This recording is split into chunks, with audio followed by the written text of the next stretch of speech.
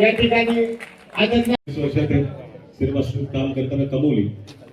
त्यांनी मनाचा मोठेपणा दाखवून या मराठी चित्रपटात काम व्यक्ती असणं फार गरजेचं असतं आणि माझ्यासाठी ती व्यक्ती चिनिल्या होती. या चित्रपटामध्ये मराठी चित्रपट जरी असला तरी मला वाटलं की ह्या चित्रपटामध्ये आपण आपले जे 23 वर्षाचे संबंध या इंडस्ट्रीमध्ये जे कमवलेले आहेत